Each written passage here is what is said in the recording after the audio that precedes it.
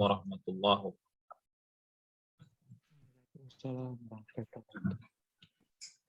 Innal hamdalillah nahmaduhu wa nasta'inuhu wa nastaghfiruh wa na'udzu billahi min syururi anfusina wa min sayyiati a'malina may yahdihillahu fala mudhillalah wa may yudlil fala hadiyalah. Asyhadu an la ilaha illallah wahdahu la syarikalah wa asyhadu anna Muhammadan abduhu wa rasuluh sallallahu alaihi wa ala alihi wa sahbihi man tabi'ahum bi ihsan wa sallama taslima amma ba'd. Hadirin jamaah sekalian yang dimuliakan Allah, kembali kita mengkaji pokok-pokok keimanan. Kali ini kita akan sampai pada pembahasan tentang makna as-sirat di dalam hadis Abdullah bin Mas'ud radhiyallahu anhu.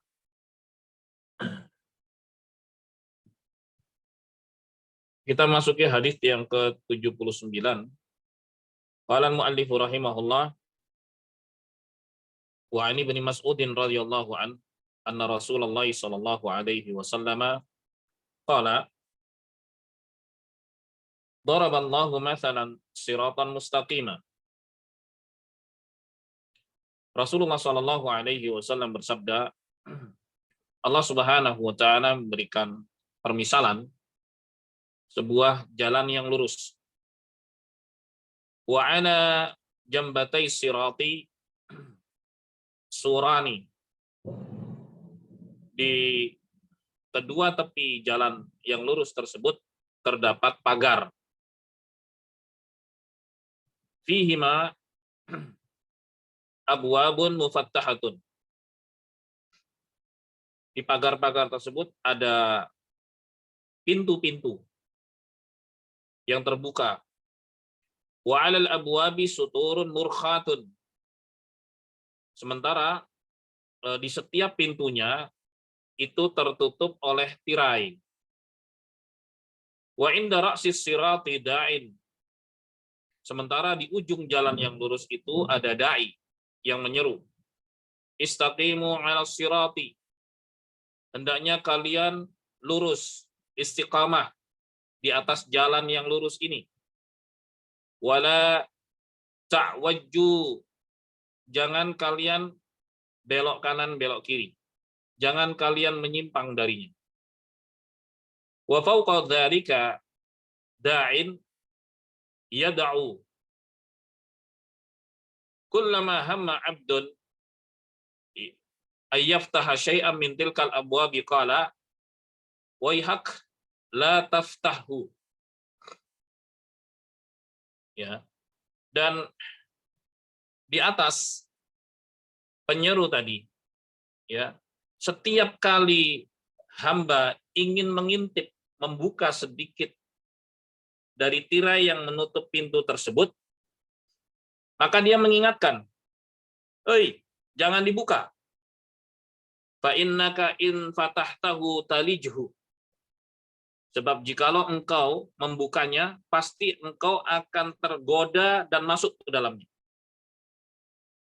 Tsumma fassarahu. Kemudian Nabi Shallallahu alaihi wasallam menafsirkannya. Fa akhbara anna as-sirata huwal Islam. Dan Nabi Shallallahu alaihi wasallam mengabarkan bahwa jalan yang lurus itu adalah al-Islam. Wa annal abwabal mufattahata maharimullah. Adapun pintu-pintu yang terbuka, yang tertutup tirai, ya, pintu-pintunya terbuka, itu adalah larangan-larangan Allah Subhanahu wa taala. Wa annas sutural murkhata hududullah. Adapun tirai-tirai yang menjulur menutupi pintu-pintu tersebut adalah batasan-batasan Allah Subhanahu. Wa anna da'iya 'ala ra'sis sirati huwal Qur'an. Adapun dai atau penyeru yang berada di ujung jalan adalah Al-Qur'an. Wa anna da'iya min fawqihi, sementara penyeru yang ada di atasnya huwa wa'idullah fi qalbi kulli mu'min. yaitu pengingat Allah Subhanahu wa taala yang ada di hati setiap mukmin. Hadis ini diriwayatkan oleh Razin dan juga diriwayatkan oleh Imam Ahmad, At-Tirmidzi dari An-Nawas bin Sam'an radhiyallahu an. Jemaah sekalian yang dimuliakan Allah, sekarang kita ulas hadis yang panjang ini. As-sirat secara bahasa bermakna tariq, yaitu jalan. Dan yang dimaksud dengannya adalah al-Islam. Oleh sebab itu Allah Subhanahu wa taala berfirman di dalam surat Al-An'am ayat 153, wa anna hadza sirati mustaqiman fattabi'u. Dan sesungguhnya ini adalah jalanku yang lurus, maka ikutilah dia.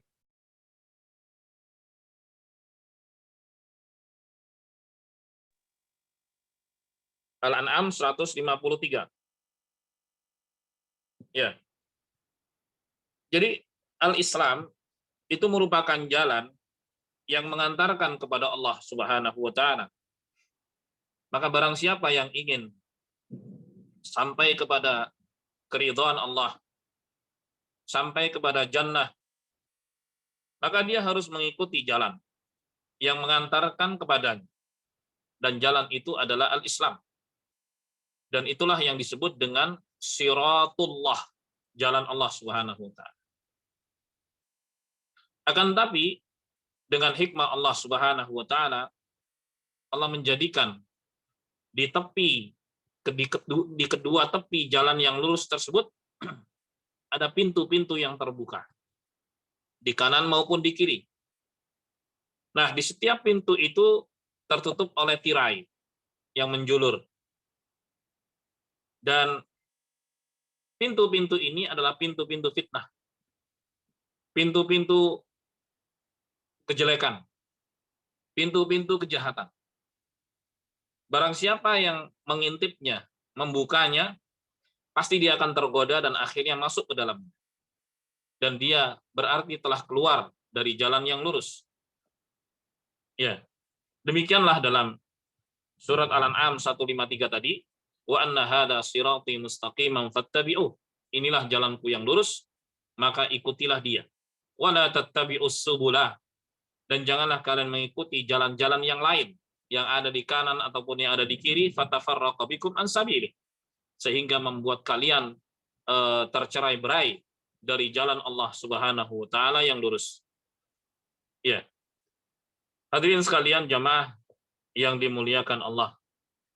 Maka dari hadis ini terdapat faedah anjuran setiap muslim untuk berpegang teguh dengan Al-Qur'an. Karena Al-Qur'an diturunkan oleh Allah Subhanahu wa taala pada Rasulnya sallallahu alaihi wasallam bukan untuk sekedar dibaca, akan tapi dijadikan sebagai petunjuk hidup agar seorang selamat di dunia maupun di akhirat kelak. Selesai satu bab. Kemudian kita masuk bab berikutnya, khuturatu ittiba'i ma tasyabaha minal Qur'an. Bahaya mengikuti ayat-ayat yang mutasyabihat di dalam Al-Qur'an. Ya. Dibawakan hadis Aisyah radhiyallahu anha, beliau mengatakan, "Tala Rasulullah sallallahu alaihi wasallam." Rasulullah sallallahu alaihi wasallam membaca firman Allah dalam surat Ali Imran ayat 7. "Huwallazi anzala 'alaikal kitab. Minhu ayatun muhkamat, hunna ummul kitab." Dialah Allah Subhanahu wa taala yang menurunkan Alkitab kepadamu, yaitu Al-Qur'an. Di antara Al-Qur'an ada ayat-ayat yang jelas dan gamblang. Hunna ummul kitab. Dan itu mayoritas atau induk isi daripada Al-Qur'an. Wa ukharu mutasyabihat. Ada sejumlah ayat-ayat mutasyabihat. Ayat-ayat mutasyabihat, ayat-ayat yang belum jelas. Dan ketidakjelasan ini bersifat nisbi, tergantung dari pengetahuan masing-masing orang. Ya, di sisi para ulama itu bukan ayat-ayat mutasyabihat karena jelas mereka punya ilmu. Pada sebagian orang bisa saja itu mutasyabihat. Kemudian Allah Subhanahu wa taala berfirman, "Fa ammal ladzina fi qulubihim zaig."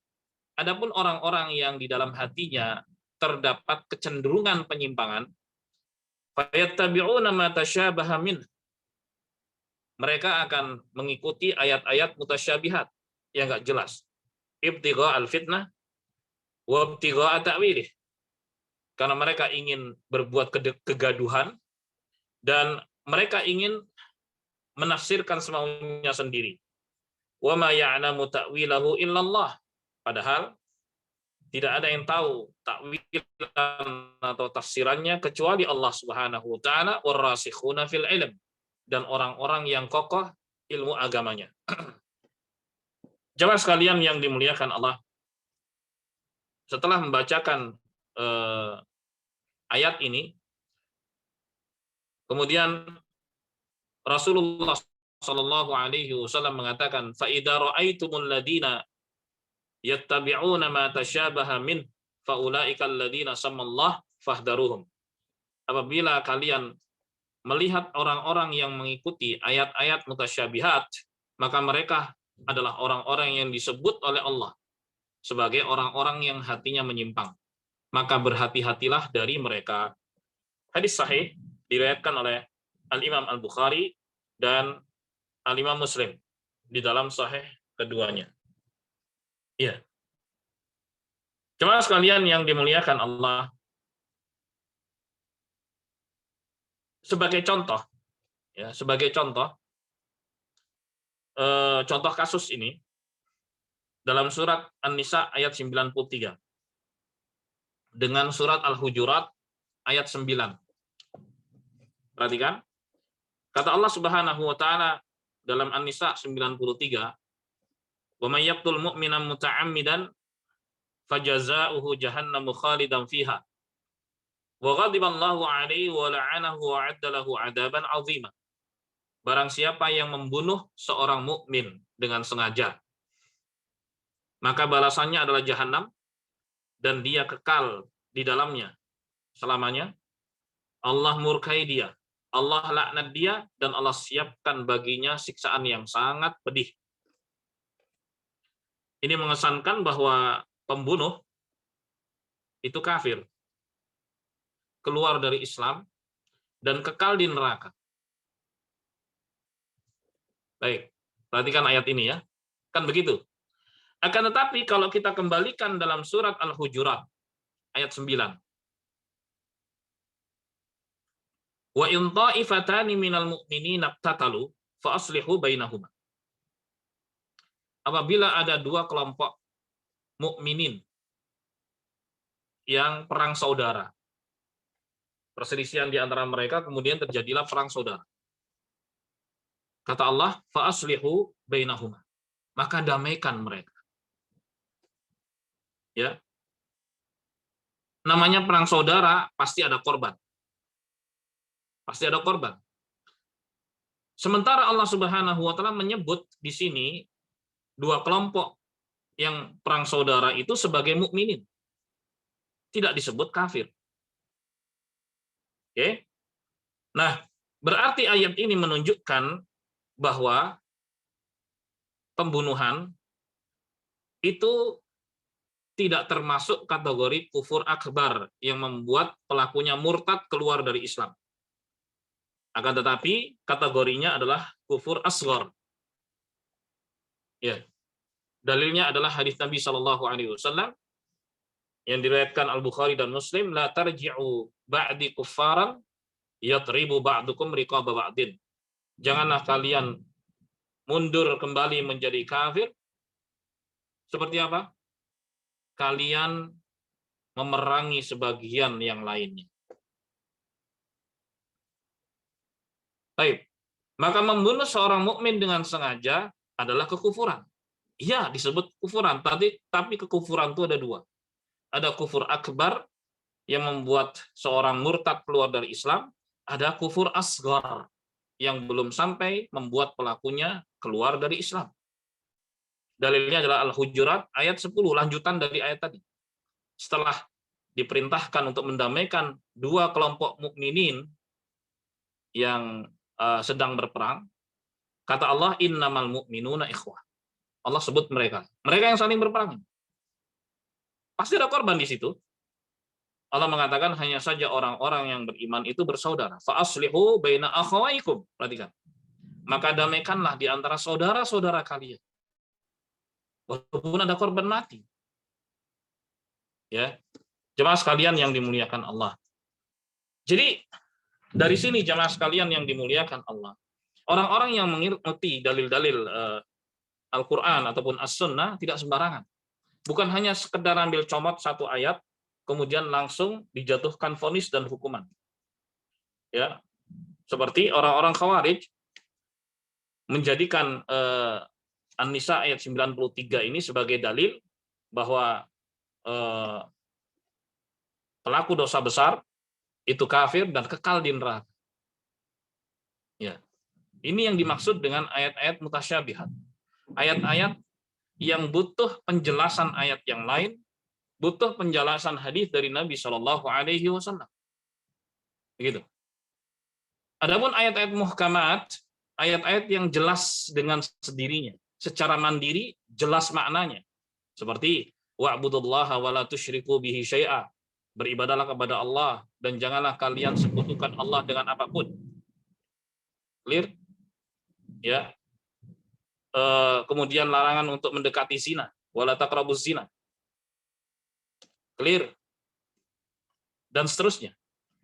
Dan ayat-ayat yang seperti ini itu merupakan induk daripada Al-Qur'an. Sementara ayat-ayat yang mutasyabihat kalau dibandingkan dengan ayat-ayat yang jelas dan muhkamah itu sedikit sekali.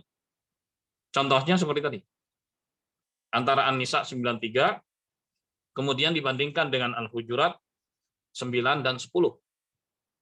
Jadi orang-orang yang di dalam hatinya terdapat penyimpangan, dia comot satu gitu. Dia tidak kumpulkan ayat-ayat tadi, tidak merujuk kepada penjelasan Nabi Shallallahu Alaihi Wasallam. Tayyib, ya, kemudian dia simpulkan sendiri. Waliyadzubillah.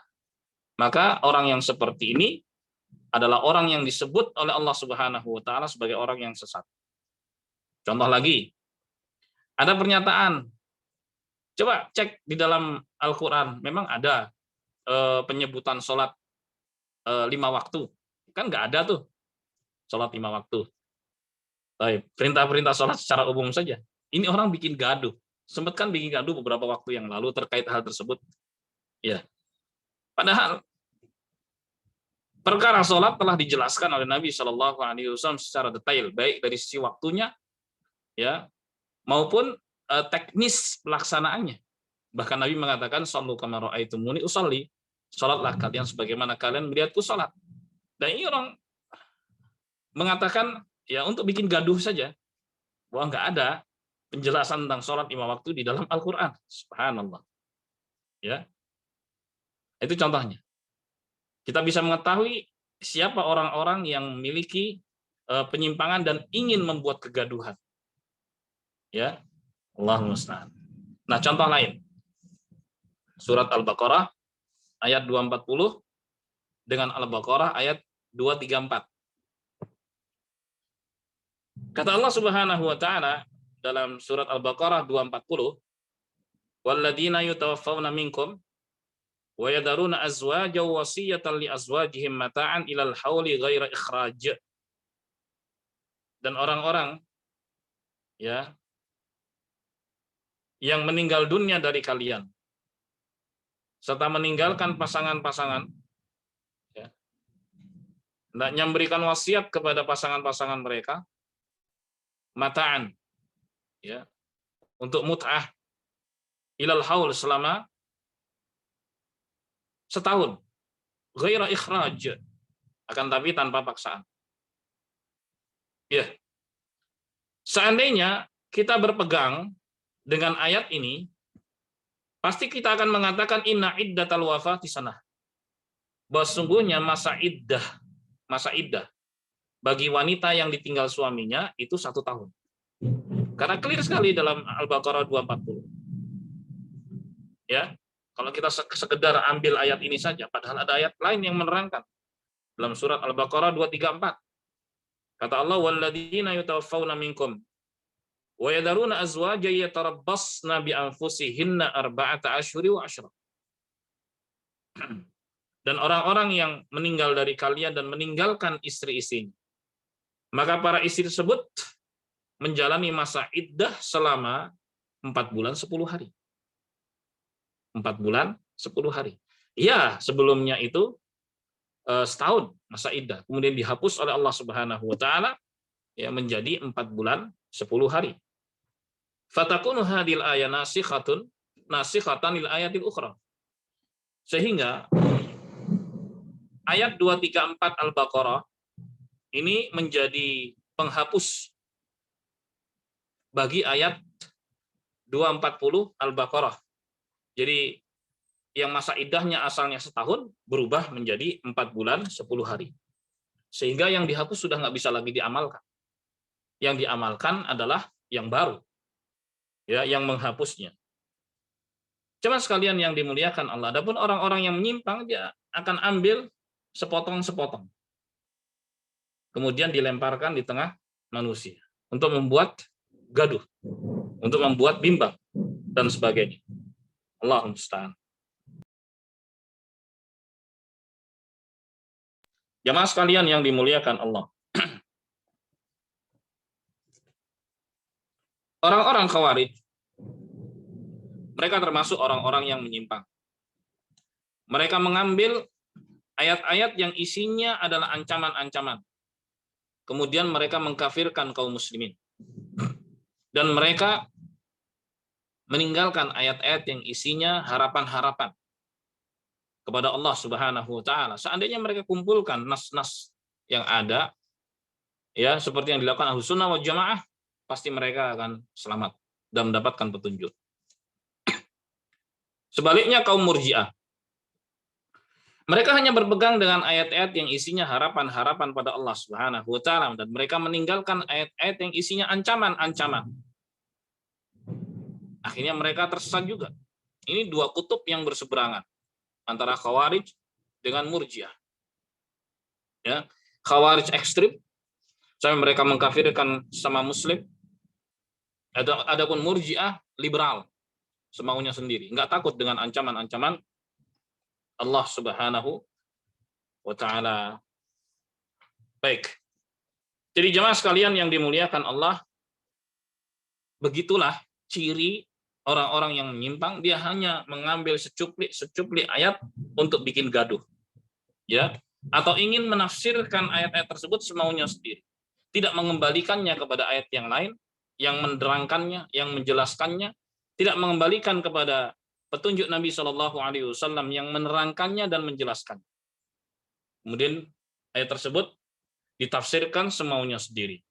Allahumma musta'an. Kata Nabi Shallallahu Alaihi Wasallam, apabila kalian mendapati orang-orang yang semacam itu orang-orang yang mengikuti ayat-ayat mutasyabihat, maka mereka adalah orang-orang yang disebut oleh Allah Subhanahu wa taala sebagai orang-orang yang menyimpang, maka waspadahilah mereka. Kemudian kita masuk hadis yang ke-81. Wa an Abdullah bin Mas'ud radhiyallahu an qala khatta lana Rasulullah sallallahu alaihi wasallam khattan biyadih.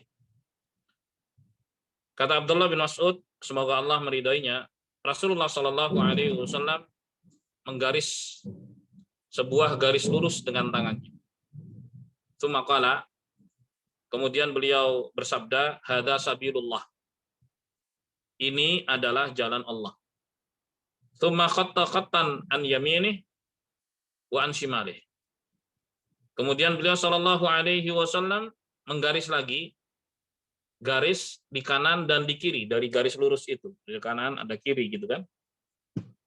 Wa qala hadhihi subul. Ini adalah jalan-jalan yang menyimpang. Ala kulli sabilin minha syaitanun yad'u ilaih. Di setiap jalan yang menyimpang dari jalan yang lurus itu ada setan yang manggil-manggil.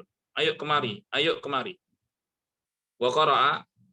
Kemudian Nabi Shallallahu Alaihi Wasallam membacakan surat Al-An'am ayat 153 tadi, wa anna hadza sirati mustaqiman fattabi'uh, dan sungguhnya ini adalah jalanku yang lurus, maka ikutilah dia, wala tattabi'us subula, dan janganlah kalian mengikuti jalan-jalan yang lain menyimpang ke kanan ataupun ke kiri, fatafarraqa bikum an sabilih, sehingga kalian tercerai-berai dari jalan Allah yang lurus. Dzalikum wassaqum bih la'allakum tattaqun. Yang demikian itu Allah Subhanahu wa taala wasiatkan kalian dengannya agar kalian bertakwa. Hadis diriwayatkan oleh Imam Ahmad, Ad-Darimi dan An-Nasa'i. Jemaah sekalian yang dimuliakan Allah, di dalam hadis ini Nabi Shallallahu Alaihi Wasallam ingin menafsirkan surat Al-An'am 153 tadi ya, dengan permisalan supaya jelas bagi lawan bicara, ya, di mana beliau menggaris-garis lurus di tanah, kemudian garis ke kanan dan ke kiri yang menyimpang dari garis lurus tersebut. Lalu beliau mengatakan pada garis yang lurus ini jalan Allah. Kemudian beliau mengatakan kepada jalan yang menyimpang kanan kiri ini adalah jalan-jalan yang menyimpang. Di situ, di setiap jalan yang menyimpang itu ada setan yang mengajak manusia untuk masuk ke dalamnya. Ya. Nah, Nabi Shallallahu Alaihi Wasallam kemudian mengingatkan, ya, agar umatnya selalu bersabar, meniti jalan yang lurus, tidak tergoda untuk nengok ataupun mengintip kepada jalan-jalan yang menyimpang yang ada di kanan ataupun ada di kiri. Sebab ketika itu dibuka, pasti dia akan tergoda dan akan masuk ke dalam. Itu bahayanya. Ya, ini semua merupakan wasiat dari Nabi kita Muhammad Shallallahu Alaihi Wasallam kepada kita semua umatnya agar kita selamat dalam menjalani kehidupan di dunia maupun di akhirat kelak. Kemudian kita masuk kepada bab berikutnya, an-nahyu 'anil akhdhi minal kutubis sabiqah, larangan untuk mengambil atau mengutip dari kitab-kitab terdahulu seperti Injil, Taurat dan sebagainya setelah ada Al-Qur'an.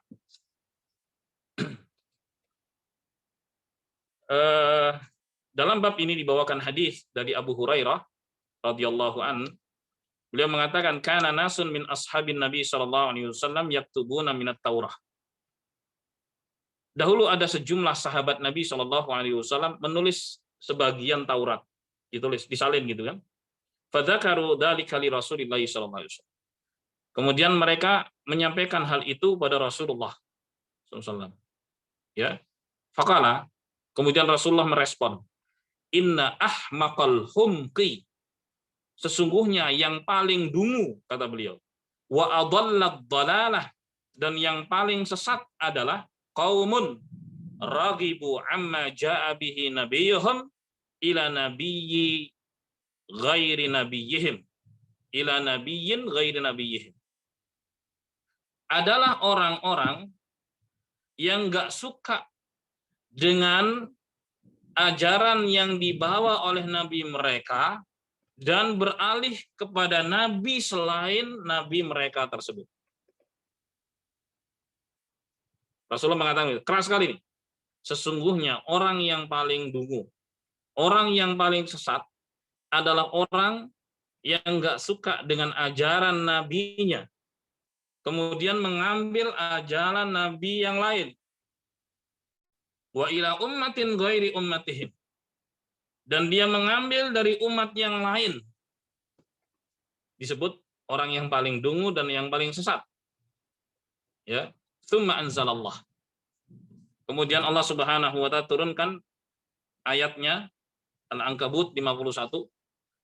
Kata Allah Subhanahu wa taala, awalam yakfihim anna anzalna 'alaikal kitab yutla 'alaihim inna fi dzalika larahmatan wa dzikra liqaumin yu'minun. Tidakkah cukup buat mereka kami turunkan kepadamu wahai Muhammad SAW Alkitab, yaitu Al-Qur'an, yang dibacakan kepada mereka? Tidakkah cukup yang demikian itu? Sesungguhnya di dalam Al-Qur'an ada rahmat Allah Subhanahu wa taala dan pengingat bagi orang-orang yang beriman. Kenapa mesti kutip-kutip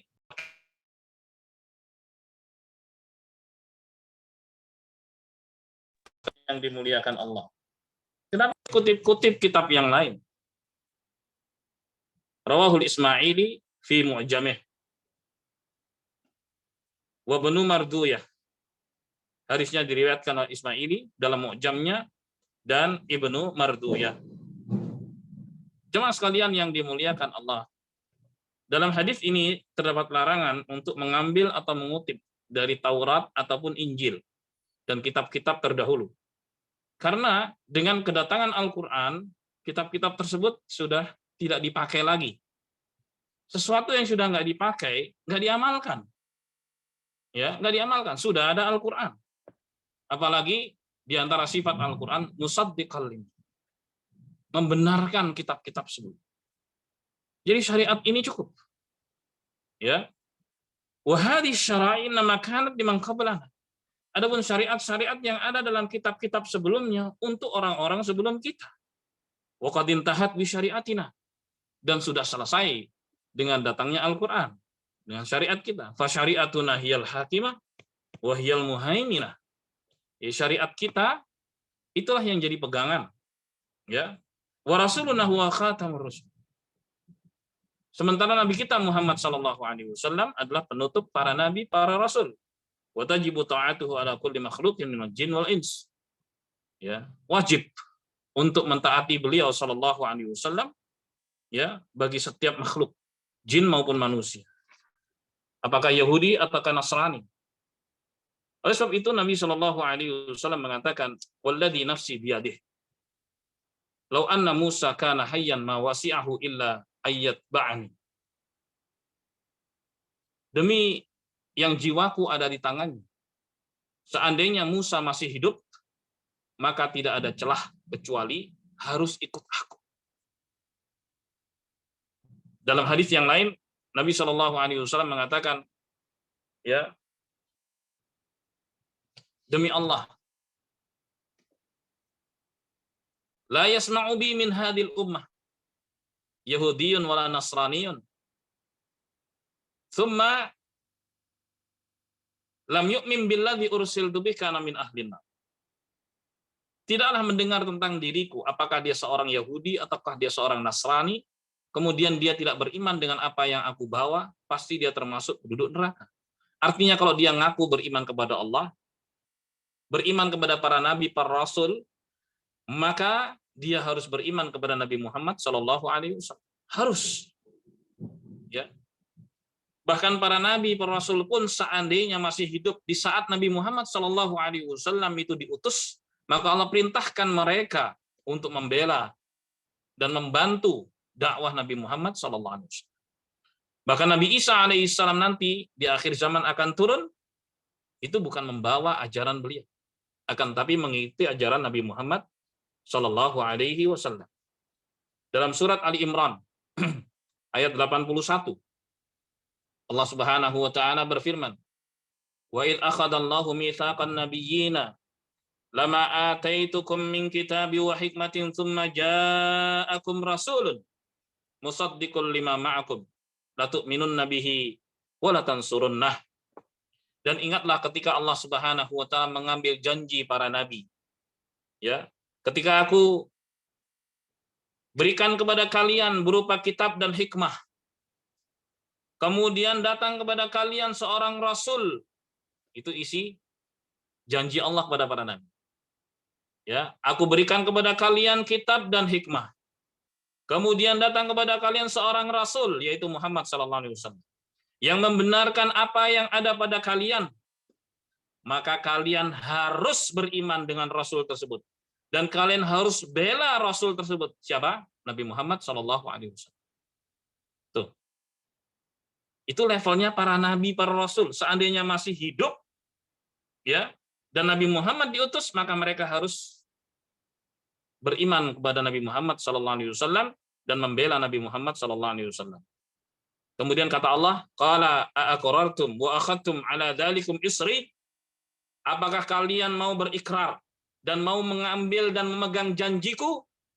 Qalu aqrarna. Kemudian para nabi mengatakan, kami berikrar ya Allah. Qala fashhadu. Kemudian Allah berfirman, maka saksikanlah, wa ana ma'akum minasyahidin,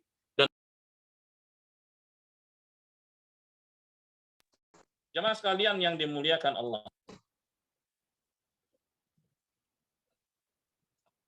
Allah Subhanahu wa taala telah mengambil janji para nabi, para rasul ketika diutusnya Nabi Muhammad sallallahu alaihi wasallam agar mereka mengikutinya. Kalau seandainya para nabi, para rasul itu wajib mengikuti Nabi Muhammad sallallahu alaihi wasallam, apalagi dengan orang biasa. Fa hadza fihi raddun 'alal ladina yaquluna al-an innal yahud 'ala din wan nasara 'ala din. Maka ini merupakan bantahan bagi orang-orang yang mengatakan Yahudi di atas agama, Nasara di atas agama yang benar, Muslimin di atas agama, masing-masing benar. Tujuannya sama, dibantah oleh Allah Subhanahu wa taala berdasarkan ayat ini. Hadirin sekalian yang dimuliakan Allah. Dalam Al-Ankabut ayat 51, saya ingatkan lagi, kata Allah Subhanahu wa taala, awalam yakfihim anna anzalna 'alaikal kitaba yutla 'alaihim. Belumkah cukup bagi mereka bahwa kami telah menurunkan kepadamu wahai Muhammad Alkitab yutla 'alaihim, yang dibacakan kepada mereka. Jadi sudah cukup. Sudah ada Al-Qur'an, cukup buat mereka. Enggak lagi tengok kanan tengok kiri, enggak lagi lihat di kitab-kitab sebelumnya apakah itu Taurat ataupun Injil. Ini pernah terjadi pada sahabat Umar Ibnu Khattab radhiyallahu. Baru minta izin. Jadi Umar buka-buka itu Taurat, ada ayat yang membuatnya takjub. Kemudian Umar minta izin pada Nabi SAW. Hai Rasulullah, baru minta izin ini. Boleh nggak kutip? Maka Rasulullah murka. Dengan mengatakan, apakah engkau bimbang, wahai Ibnul Khattab, sementara aku di tengah-tengah kalian? Murka Rasulullah. Kenapa masih harus kutip-kutip kitab yang lain sementara Al-Quran sudah ada? Ya. Ditambah lagi Allah Subhanahu wa taala mengatakan dalam Al-Ankabut 51, inna fi dzalika larahmatan wa dzikra liqaumin yu'minun. Sungguhnya di dalam Al-Quran itu terdapat rahmat Allah Subhanahu wa taala dan terdapat pengingat bagi orang-orang yang beriman. Itu cukup berarti. Enggak perlu lagi kutip sana kutip sini. Pelajari Al-Quran baik-baik, ya. Pelajarilah kandungannya, di dalamnya terdapat petunjuk-petunjuk yang menyelamatkan dalam kehidupan dunia dan akhirat kelak. Jemaah sekalian yang dimuliakan Allah, berikutnya hadis yang terakhir terkait keimanan kepada Kitabullah atau Al-Quran adalah hadis Abdullah ibn Thabit ibnul Harith al-Ansari radhiyallahu anhu. Qala dakhala Umar radhiyallahu anhu ala Nabi sallallahu alaihi wasallam bi kitabin fihi mawadhi'a min at-Taurah. Suatu ketika Umar bin Khattab radhiyallahu an menemui Nabi sallallahu alaihi wasallam dengan sejumlah catatan, ya, kutipan-kutipan dari Taurat. Faqala hadhihi asabtuha ma'a rajulin min ahli kitab a'riduha 'alaik. Wahai Rasulullah, aku dapatkan kutipan-kutipan ini dari salah seorang ahli kitab, yaitu Yahudi. Aku ingin sampaikan kepadamu wahai Rasulullah. Ya. Apa yang terjadi? Fataghayyara wajhu Rasulillah sallallahu alaihi wasallam. Maka segera berubahlah wajah Rasulullah SAW. Taghayyuran syadidan, cepat sekali berubah. Gitu. Lam ara mislahu qat. Tidak pernah aku melihat sama sekali betapa cepatnya beliau berubah. Maksudnya marah. Faqala Abdullah ibnul Harith di Umar radhiyallahu an. Kemudian Abdullah ibnul Harith berkata kepada Umar yang ada di samping, "Amma tara wajha Rasulillah sallallahu alaihi wasallam? Tidakkah engkau melihat wahai Umar wajah Rasulullah sallallahu alaihi wasallam?" Faqala Umar, langsung Umar berkata, "Radina billahi rabba wa bil islami dina wa bi Muhammadin nabiyya." Kami ridha Allah Subhanahu wa taala sebagai Tuhan kami, Islam sebagai agama kami, dan Muhammad sallallahu alaihi wasallam sebagai nabi kami. Fa surya an Rasulillah sallallahu alaihi wasallam. Kemudian meredalah. Belum saya marah ini, berubah wajah. Beliau nahan marah, berubah wajah. Begitu dikatakan radina billahi rabba wa bil islami dina wa bi Muhammadin nabiyya wa rasula, langsung meredah. Ya, waqala, dan beliau sallallahu alaihi wasallam bersabda, lau nazala Musa, seandainya Musa turun, fattaba'tumuhu. Seandainya Musa turun, kemudian kalian mengikuti Musa. Wa taraktumuni, dan kalian tinggalkan aku. Aku ada, Musa turun, kalian ikuti Musa, kalian tinggalkan aku, la dhalaltum, kalian tersesat. Musa loh. Musa ini Nabiullah. Rasulullah sampai mengandaikan dengan pengandaian yang ekstrim. Sama-sama Nabiullah, sama-sama Rasulullah. Rasul mengatakan kepada mereka, seandainya Musa sekarang turun, kemudian kalian ikuti Musa dan kalian tinggalkan aku, pasti kalian sesat. Ana hadzukum minan nabiyyin. Aku adalah bagian kalian dari para nabi. Wa antum hadzi minal umam. Dan kalian adalah bagianku dari umat-umat. Rawahu Abdur Razzaq wa Ibnu Sa'ad wal Hakim fil Kuna. Jemaah sekalian yang dimuliakan Allah, hadis ini terdapat bagaimana Rasulullah Shallallahu Alaihi Wasallam mengingkari Umar. Ya, hadis ini mengandung kisah bagaimana Nabi Shallallahu Alaihi Wasallam mengingkari Umar radhiyallahu an ketika beliau ingin menyampaikan sesuatu dari kitab-kitab terdahulu. Langsung berubah. Tampak pada wajah Nabi SAW pengingkaran tersebut, kemarahan tersebut. Ya. Hadis ini juga menjadi dalil ala annahu la yajuzu lanal udulu anil Qur'an ilal kutubis sabiqah. Tidak boleh bagi kita untuk berpaling dari Al-Qur'an kemudian buka-buka kepada kitab-kitab yang lain. Li'annaha kutubun intahat. Karena kitab-kitab tersebut sudah berakhir. Wal Qur'anu kafin syamil. Sementara Al-Qur'an itu cukup dan menyeluruh bima fiha minal haq. Dari kebenaran-kebenaran yang ada di dalamnya. Fala yabqa kitabani bi aidil muslimin. Maka enggak boleh ada dua kitab di tangan kaum muslimin kecuali Al-Qur'an saja. Wa innama huwa kitabun wahid wa huwa kitabullah subhanahu wa ta'ala. Hanya satu kitab saja yaitu Al-Qur'an, dan Allah Subhanahu wa ta'ala mengingatkan dalam Al-Ankabut 51 tadi, awalam yakfihim anna anzalna 'alaikal kitab yutla 'alaihim. Tidakkah cukup buat mereka bahwa kami sudah turunkan kepadamu wahai Muhammad sallallahu alaihi wasallam Al-Qur'an yang dibacakan kepada mereka. Dengan demikian jamaah sekalian yang dimuliakan Allah, selesai kita dari pembahasan keimanan kepada kitab-kitab Allah, khususnya kepada Al-Quran. Nah, pada pertemuan berikutnya nanti insya Allah kita akan bahas tentang hak-hak Nabi Muhammad SAW yang harus kita tunaikan. Baik, sebelum ditutup mungkin ada pertanyaan dari jamaah, saya persilahkan. Wassallallahu ala nabiyyina Muhammadin wa alihi wa sahbihi wasallam walhamdulillahi rabbil alamin. Silakan jemaah.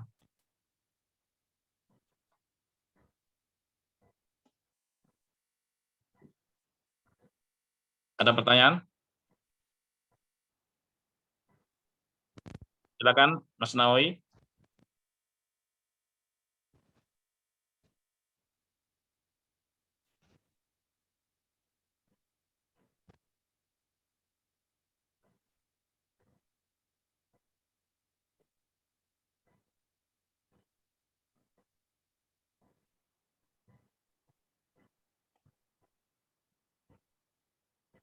Silakan. Cek, Ustaz. Kedengaran, Ustaz? Afan? Yuk, silakan. Oh, ya. Tadi sempat nggak kedengaran. Ya, silakan. Ya, terkait dengan masa idah, Ustaz. Tadi sedikit ada yang menyinggung itu. Untuk masa idah itu, apakah dihitungnya setelah keputusan pengadilan resmi atau dari suami ada ucapan talak gitu, Ustaz? Itu misalnya kalau suami sudah mengucapkan talak tapi sedang proses di pengadilan, itu berarti ini ya Ustaz ya, mengikuti pengadilan atau mengikuti yang suami gitu Ustaz, ketika yang masa idahnya. Baik. Kalau tadi kan ayat yang dikutipkan tentang wanita yang ditinggal mati suaminya, ya. Jadi hitungannya sejak suaminya meninggal dunia. Itu dihitung masa idahnya begitu, ya. Sejak sang suami meninggal dunia, oke? Kalau misalnya dia urus ke pengadilan, pasti akan ditanya kapan meninggalnya, kan begitu. Oh ya kan? gitu ya. Ya hitungannya begitu. Nah sekarang kalau bentuknya talak, ya Ya kan masih betul. talak 1 atau talak 2, Heeh. kapan dimulainya masa iddah? Ataukah apakah mulai sejak dijatuhkannya talak atau nunggu putusan pengadilan? Karena kan proses pengadilan kan butuh waktu, kan begitu. Betul. Maka Ya. jawabannya adalah sejak sang suami itu menjatuhkan talak kepada istrinya. Dihitung dari situ.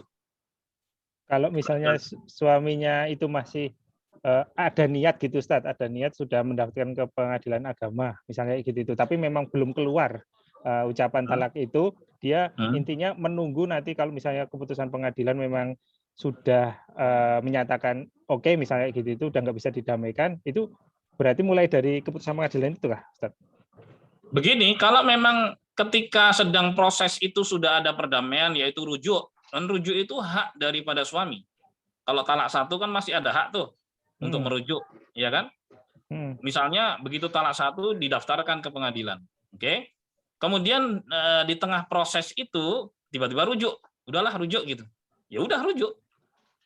Ketika mereka dipanggil ya udah bilang saja biasanya kan mediasi dulu tuh. Gimana nih? Udah kami udah selesai, udah rujuk. Ya udah ditutup sampai di situ aja, nggak diteruskan. Nanti di pengadilan pasti akan ditutup di ruang mediasi, selesai. Gitu. Oh, Berarti mereka sudah otomatis rujuk. Gitu. oh, ya karena ada kasus dari kawan gitu Ustaz, untuk apa itunya dia yang masa perdamaiannya itu lama gitu Ustaz. Jadi belum karena PNS gitu ya infonya. Ya. Nah, kayak gitu itu. Nah, kalau misalnya si teman saya ini suaminya ini belum mengucapkan kata talak tapi sudah mendaftarkan ke pengadilan kayak gitu itu. Kemudian proses pengadilannya ini sedang masa perdamaian itu kan dia belum jatuh talak ya Ustaz ya berarti. Dia belum mengucapkan aku belum menalak kayak gitu itu gimana Ustaz? Kalau misalnya dia belum mengucapkan talak, ngapain dia daftarkan ke pengadilan? Kan innamal a'malu binniyat. Kan amalan itu tergantung dari niatnya. Ngapain didaftarin ke pengadilan? Kalau misalnya ada masalah, selesaikanlah. Kan ada tahapan-tahapannya. Bukan mendaftarkan ke pengadilan sementara dia nggak mengucapkan talak. Itu sudah cukup. Gitu. Oh gitu ya Ustaz ya itu ya. Iya kan? Iya. Ya kalau misalnya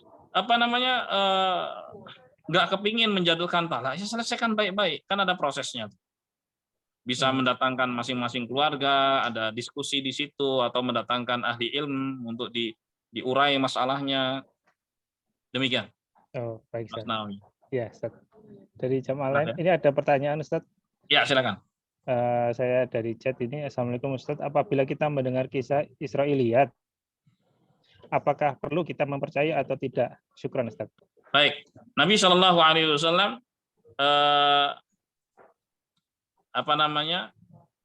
mengatakan tentang kisah-kisah Israiliyat itu untuk tidak dibenarkan dan tidak didustakan. Udah biarin aja begitu. Tidak dibenarkan, tidak pula didustakan, kecuali kisah-kisah yang dibawakan oleh Nabi Shallallahu Alaihi Wasallam sendiri tentang umat-umat sebelum kita. Gitu. Kadang-kadang ada orang kutip kisah-kisah Israiliyat, tapi bukan lewat jalur Nabi Shallallahu Alaihi Wasallam. Secara sanad itu nggak nyambung dengan Nabi SAW. Kemudian dia bawakan kisah-kisah Israiliyat. Ya, baik. Kalau kisah-kisah itu dibawakan, ya tidak dibenarkan, tidak pula didustakan. Begitu. Biarkan aja lah, tidak perlu kita menanggapi, tidak perlu menanggapi, tidak perlu dikutip, tidak perlu apa, udah biarkan aja gitu ya. Iya, ya memang itu datangnya. Oh, gitu. Kecuali yang memang dibawakan Nabi SAW dengan sanad yang sahih, maka kita harus mempercayai. Oh baik. Gitu. Baik. Mungkin yang dari penanya cukup jelas ya, yang ada jawaban dari Ustadz Yahya. Alhamdulillah. Satu lagi apabila ada. Silakan.